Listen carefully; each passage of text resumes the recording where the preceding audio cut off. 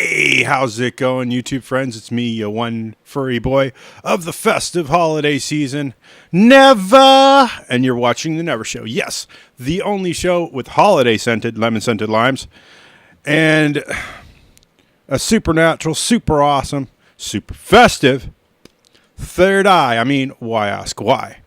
Why wouldn't you want a third eye? And before we get started, I'd like to thank you all for clicking that like button and that little subscribe button and that bell icon, because every week I see these likes, I see the videos going up in views, and I just feel super blessed, and I feel it's better than I deserve and more than I ever thought I would get. Also, I'd like to thank you all for subscribing to PewDiePie, because we have to branch out to the 9-year-old audience, because I need more YouTube friends like you. Now, you know it's Wednesday. You've clicked on that impeccable thumbnail that even I don't even know about, because that's future Never's job. So let's get into that movie, shall we?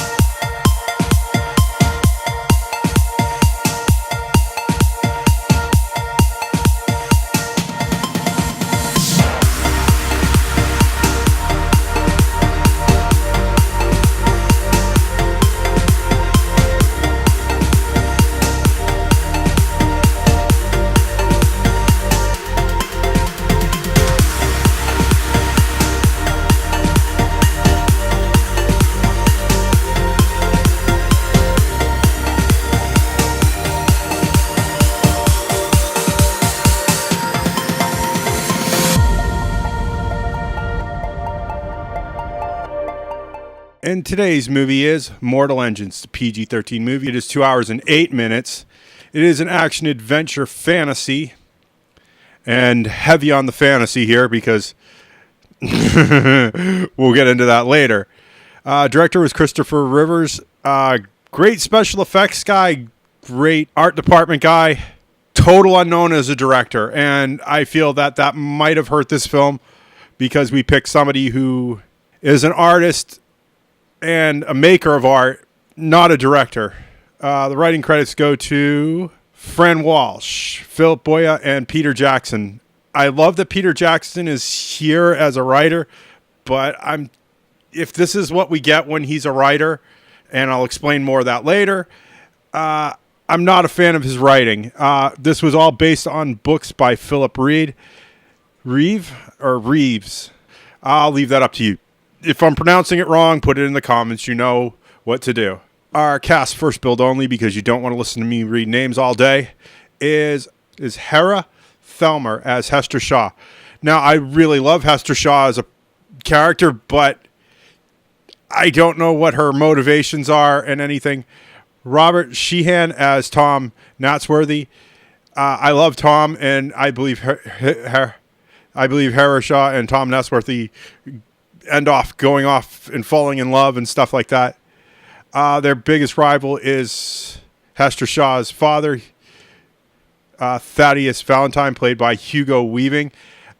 He's a jerk. He's a power-hungry jerk, but I don't hate him as a villain.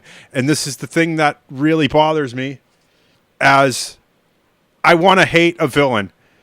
And he didn't really make me want to hate him. He just felt like he was a power-hungry jerk. And it's like, you don't care.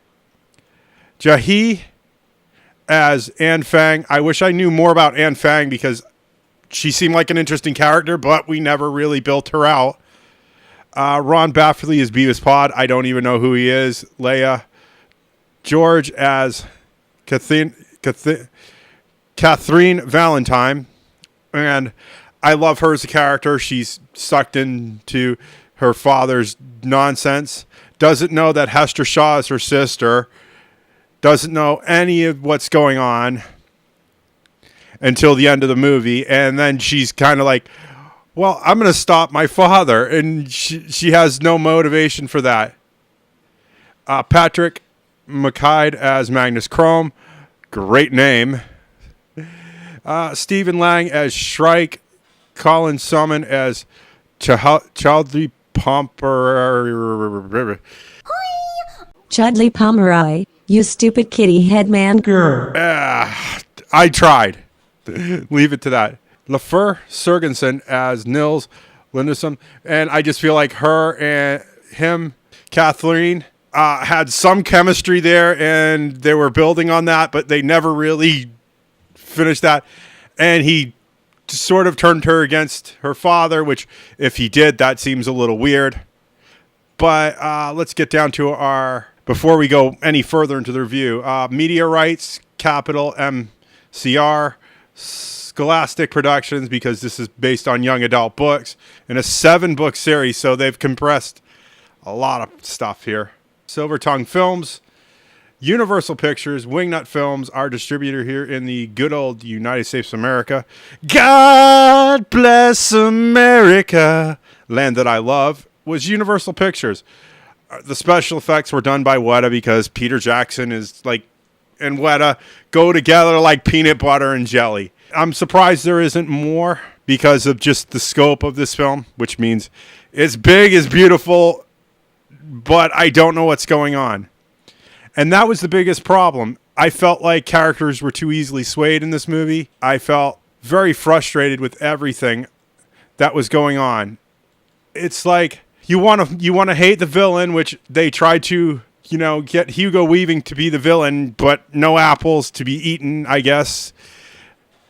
And he just looked like a power-hungry jerk who would do anything, and he wasn't really there as a villain for me. And that was the big problem, is like there's so much stuff going on around everything that you can't really connect with anybody. And I would have loved to seen Hester Shaw and Tom Natsworthy have more romantic time together and talk about stuff like that. But, there's all these side stories with all these beautiful robot people and stuff, and cities, big, giant Mad Max cities driving across the landscape, that you're just going, I don't understand what's going on. And by the time you finally figure it out, it's like, oh, the film's over. And it's like, it's 2 hours in, and I'm finally figuring out that, this guy's the villain, this people are the heroes, they're trying to do this, and it's really frustrating. I think the books are probably going to be better than this, and if you're going to waste your money going to the movie to see this, I suggest you get the books first, just to be honest. It's kind of frustrating. It really is. You want to love a movie. You want to get lost in the narrative. The problem is the narrative is very lost on this movie. I did ADD, and for it being a 6.5 out of 10 on IMDb and a 28%, which is a 9.4 on Rotten Tomatoes, I can see why. I kind of really do want to see what CinemaSins thinks, because I'm not the pick-apart guy, and if I can't figure something out, I defer to people who are more willing to pick it apart than me. So, with all that said, if you like what you see in here, make sure you click that like button. Like what you like. YouTube, be damned, And remember, all comments are 100% guaranteed response. Tell me your realities, your fan fictions, your tales of ennui, your tales of EA. If you hated this movie, why? What tipped you off that this was a bad movie? What made you frustrated by it? I want to know, because if I'm frustrated by it, I think you're frustrated by it. Let me know. And you have to ask. I have an Amazon. I have a Patreon. It's not without your donations that keeps this channel afloat. Thank you in this holiday time for those donations. I cannot do it without you. You don't realize how little I have to do so much. Thank you. If you want to see more of this nonsense, make sure you click that subscribe button and that little bell icon. Every time a bell rings, an angel gets his wings. And I will see you all in the next movie review. Bye!